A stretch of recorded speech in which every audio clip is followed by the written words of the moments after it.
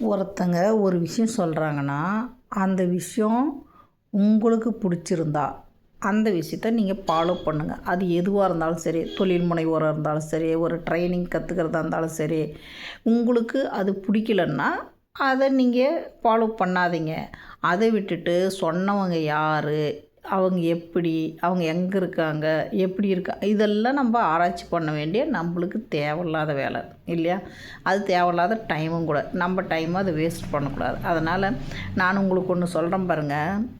என் பையனை நாங்கள் 2 வீலரில் தான் 4 வீலரில் தான் போவோம். அப்படி போகிறப்ப அவனுக்கு சொல்கிற ஒரு விஷயம் என்னென்னா, எனக்கு முன்னாடி ஒரு பெரிய வண்டி, ஒரு ஜீப்போ காரோ வந்து எனக்கு முன்னாடி ஓவர்டேக் பண்ணி போகும். நான் போகிறது ஸ்கூட்டியில் தான்.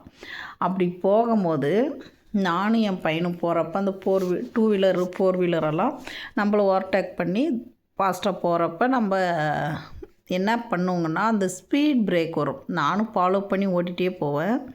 ஸ்பீட் பிரேக் வரும்ப்பா. அந்த ஸ்பீட் பிரேக் வரும்போது நான் என்ன பண்ணுவேன்னா, அவங்கள ஓவர்டேக் நான் பண்ணிடுவேன்.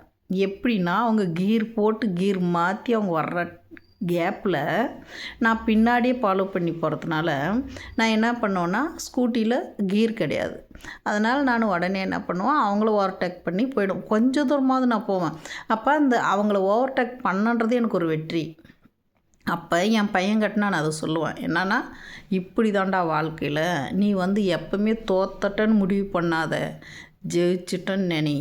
ஏதாவது ஒரு கட்டத்தில் ஒரு பிரேக், இது ஸ்பீட் பிரேக் வரும். அந்த இடத்துல நீ வின் பண்ணு. இப்போ உன் கூட ரன்னிங்கில் ஓடுறான், இல்லை ஃபஸ்ட்டு மார்க் வாங்குறான், எப்படின்னா வாங்கட்டும், நீ தொடர்ந்து முயற்சி பண்ணினே இரு. நீ அவனுக்கு பின்னாடி வரன்னு ஃபீல் பண்ணாத. அவனுக்கு பின்னாடி நம்ம வந்தாலும் கூட நம்ம முயற்சி வந்து வீண் போகாது. நீங்கள் முயற்சி பண்ணினே இருந்தங்கன்னா ஒரு டைமில் ஒரு கட்டத்தில் நம்ம வின் ஆகி வெளியே வந்துடுவோம்.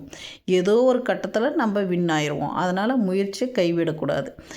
நீ வந்து சிறிதளவு யோசிக்கிறியோ பெரிதளவாக யோசிக்கிறியோ அது வேறு. நீ எந்த லெவல்னால் யோசி, எந்த லெவல்னால் செய். எதை செஞ்சாலும் அந்த செய்கிற வேலையை நீ கைவிட்டக்கூடாது. அது செய்கிறத வந்து முதல் வந்து நம்ம நல்ல ஒரு அது எதுவாக இருந்தாலும் நல்லதாக தேர்ந்தெடுக்கணும். இப்போ நீ படிக்கிற விஷயமா இருந்தாலும் சரி, கைத்தொழிலாக இருந்தாலும் சரி, ஒரு பிஸ்னஸாக இருந்தாலும் சரி, நல்லதை தேர்ந்தெடு. அதவே நீ பலமுறை யோசித்து அதில் எப்படி டெவலப் ஆகலான்னு பாருங்கள். அதில் டெவலப் ஆகி நீ வெளியே வர்றதுக்கு ஒரு வாய்ப்பு கிடைக்கும். அந்த வாய்ப்பை சரியாக பயன்படுத்திக்கோங்க. எல்லாருக்குமே ஒரு சான்ஸ் கிடைக்கும். சான்ஸ் கிடைக்காதெல்லாம் போகாது. நம்ம கிடைக்கிற சான்ஸை சரியாக மட்டும் பயன்படுத்திக்கினா அந்த இதில் நம்ம சக்ஸஸ் ஆயிடுவோம். அந்த வாய்ப்புக்காக நீங்கள் காத்துன்னு இருக்கணும், வெயிட் பண்ணணும். வாய்ப்புகள் எப்போ வேணால் வரலாம், எப்படி வேணால் வரலாம். அந்த வாய்ப்புக்காக வெயிட் பண்ணிங்கன்னா நிச்சயமாக உங்களுடைய உழைப்பு வீண் போகாது. நீங்கள் உழைக்கிறது மட்டும் இல்லை, உங்கள் கூட நீங்கள் உங்கள் உழைப்பை கடவுளே உங்களுக்கு ஆசீர்வாதம் பண்ணி கொடுப்பார். நீங்கள் உங்களுடைய உழைப்பினுடைய பலன் நிச்சயமாக காத்திருக்கும். அதனால் நீங்கள் தொடர்ந்து உழைச்சினே இருங்க, முயற்சி பண்ணினே இருங்க. அந்த முயற்சி ஒரு நாள் உங்களுக்கு வெற்றி கனியை கட்டாயம் தரும். அதை நம்புங்க. நீங்கள் நம்ம ஒரு வேலை செய்கிறதுக்கு நிச்சயமாக நான் வெற்றி பெறுவேன்னு நம்புங்க. இப்போ நிறைய பேர் என்ன பண்ணுறாங்கன்னா, ஒரு வேலையை செய்வாங்க, பாதியிலே விட்டுருவாங்க, அடுத்த வேலைக்கு போவாங்க. ஏன்னா இதில் முன்னுக்கு வர முடியுமா, அதுக்கு முன்னுக்கு வர முடியுமா, இதில் ஃபஸ்ட்டு வர முடியுமா, அதில் அப்படி இல்லை. நீங்கள் ஒரு ஸ்டெப் வச்சுட்டிங்கன்னா அந்த ஸ்டெப் வைக்கிறதுக்கு முன்னாடி யோசிங்க. அந்த ஸ்டெப்பை தொடர்ந்து ஏறுங்க, ஒவ்வொரு படியாக.